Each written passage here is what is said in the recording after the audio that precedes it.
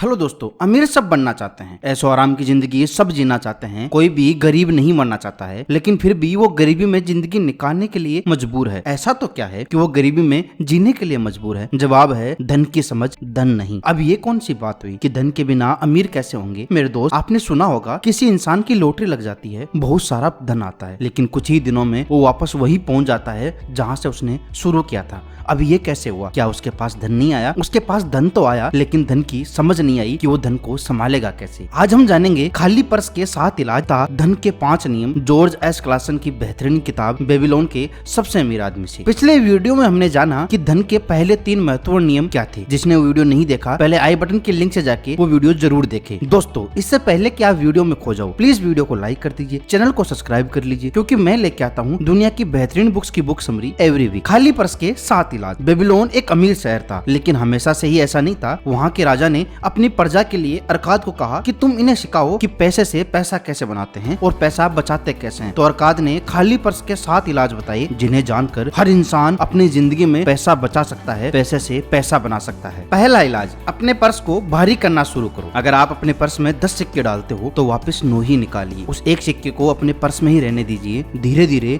आपका पर्स भारी हो जाएगा। इससे आपके खर्च पर खास प्रभाव नहीं पड़ेगा, लेकिन आपके पर्स में पड़े उस सिक्के को देखकर आपको एक अलग सा सुकून जरूर मिलेगा। आपको ये साधारण लग रहा होगा, लेकिन इस बात को हल्के में ना ले, सत्य हमेशा साधारण ही होता है। दूसरा इलाज है खाली पर्स को नियंत्रित करें।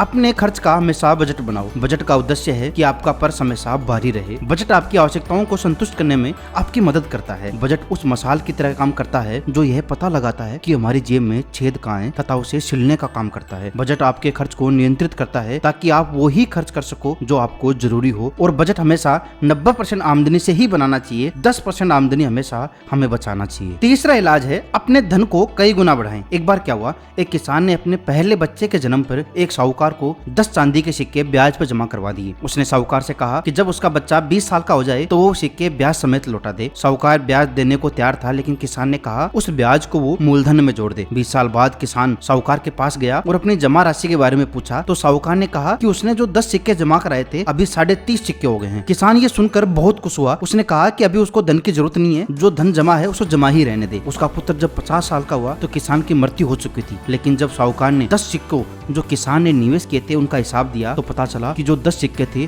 वो आज 175 सिक्के हो चुके हैं। इसे कहते हैं पावर ऑफ कंपाउंडिंग। तो हमें हमेशा अपने धन को कई गुना बढ़ाने के लिए उसे निवेश करना चाहिए। चौथा इलाज है अपनी पूंजी की रक्षा करें। जब हमारे पास धन आता है तो बहुत से प्रलोभन भी आते हैं। हमें बहुत सी बार लगता है कि निवेश कर देना चाहिए, अच्छा रिटर्न मिलेगा, लेकिन नहीं, हमें हमारी पूंजी को सोच समझकर ही निवेश करना चाहिए। 5वां इलाज है अपने घर को लाभकारी निवेश बनाएं। हमारा अधिकांश निवेश हमारे घर बनाने में होता है, तो ऐसी जगह घर बनाएं जहां आप किराए पे देख के महीने की एक अस्थायी इनकम कमा सकते हैं, अपने घर को एक इनकम का साधन बना सकते हैं। 6वां इलाज है अपनी आमदनी सुनिश्चित करें। अपने बुढ़ापे के लिए, परिवार की रक्षा के लिए पहले से ही व्यवस्था कर ले। हमें नियमित रूप से धन बचाने की आदत इतने लाभकारी परिणाम देती है कि जो हमें उस वक्त पर्याप्त है जब हमारे पास कुछ नहीं होगा। 7वां इलाज है अपनी आमदनी बढ़ाए। लेखक कहते हैं कि पहले तो ये काम करो कि अगर आप किसी गड्ढे में गिर गए हो तो गड्ढा और खोदना बंद कर दो। यानी अगर आपके ऊपर कर्ज हो गया है तो पहला काम तो ये करो कि आप और कर्ज लेना बंद कर दो। फिर अपनी योग्यता का विकास करो, धन के बारे में जानो और अपनी आमदनी बढ़ाओ। किसी ऐसी चीज पर निवेश मत करो जिसका भुगतान आप नहीं कर सकते हैं। अब हम जानेंगे धन के 5 नियम जो हमारी पैसे की समझ को और विकसित कर देगा। अगर आपके सामने सोनों से भरा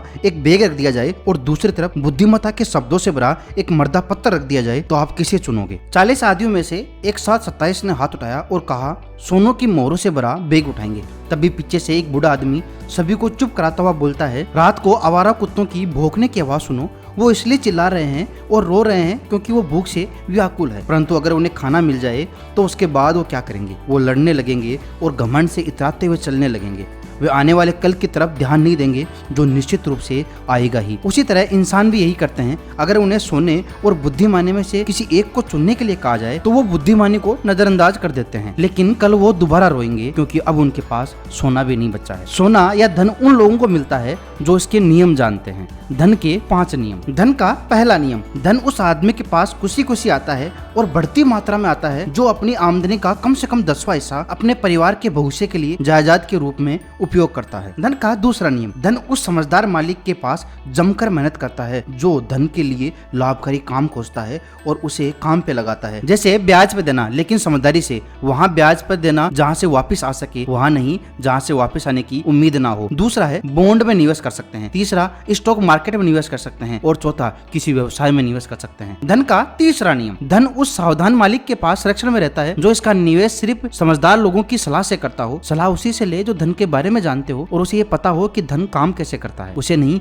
जिसे नहीं पता कि धन कैसे काम करता है। चौथा नियम है धन उस आदमी से दूर चला जाता है जो इसका निवेश उन व्यवसायों या उद्देश्यों के लिए करता है जिससे वह खुद परिचित नहीं है, यानी पैसे को वहाँ लगाना जहाँ हमें खुद को नहीं पता कि पैसा वापस आएगा या नहीं आएगा। धन का पांचवा नियम है धन उस आदमी से दूर चला जाता है जो इसके माध्यम से असंभव आमदनी हासिल करना चाहता है या वो उन लोगों की सलाह मानता है जो असंभव यानी हद से ज्यादा लाभ देते हो। जैसे आपने बहुत सी बार सुना होगा कि कुछ लोग ये कहते हैं कि आप इतने रुपए दो और इतने दिनों में हम आपको डबल करके दे देंगे। पैसा तो डबल नहीं होगा लेकिन आपके पैसे जरूर चले जाएंगे। तो हमेशा अपने पैसों को सोच समझ कर निवेश करना चाहिए। ये नियम जाने हमने जॉर्ज एस क्लासन की बेहतरीन किताब बेबीलोन का सबसे अमीर आदमी से। आपको ये नियम कैसे लगी मुझे कमेंट करके जरूर बताना। प्लीज वीडियो को लाइक कर दीजिए, चैनल को सब्सक्राइब कर लीजिए। मिलते हैं अगले वीक एक और बेहतरीन बुक्स की बुक समरी के साथ। तब तक के लिए bye bye. Thanks for watching.